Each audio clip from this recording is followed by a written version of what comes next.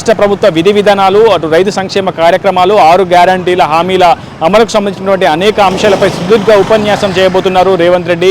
తమ ప్రభుత్వం అవలంబించినటువంటి విధానాల పట్ల పూర్తిగా ప్రజానికమంతా కూడా సంతోషం, అభిప్రాయం వ్యక్తం చేస్తుందని కూడా బహిరంగంగా తన అభిప్రాయాలను కూడా ప్రజలతో కలిసి పంచుకోబోతున్నారు రేవంత్ రెడ్డి. ఒకవైపు అటు రాష్ట్ర ప్రభుత్వం ప్రతిష్టాత్మకంగా తీసుకున్నటువంటి రైతు రుణమాఫీ అంశం కూడా 3వ విడత ఎజెండా కార్యక్రమాన్ని కూడా అధికారికంగా ప్రారంభించబోతున్నారు రేవంత్ రెడ్డి. రేపు 11 గంటల 45 నిమిషాలకు పూసుగూడెం వద్ద పంప్ హౌజ్ 2ను ప్రారంభించిన తదనంతరం బహిరంగ సభకు చేరుకొని అక్కడే రైతులకు రుణమాఫీ దాదాపు 2 లక్షల రూపాయలు రుణమాఫీకి సంబంధించినటువంటి లబ్ధిదారులకు స్వయంగా సీఎం రేవంత్ రెడ్డి చెక్కులు అందించబోతున్నారు. ఇప్పటికే రాష్ట్ర వ్యాప్తంగా 17,50,000 పైచిలకు రైతాంగానికి సుమారు 12,754 కోట్ల రైతు రుణమాఫీ నిధులను ప్రభుత్వం జమ చేసింది. 2 లక్షల లోపు రైతాంగానికి రేపటి నుంచి ప్రభుత్వం నిధులు మంజూరు చేయబోతోంది. దీనికి సంబంధించినటువంటి కార్యక్రమాన్ని కూడా అధికారికంగా సీఎం చేతుల మీదుగానే ప్రారంభించబోతున్నారు.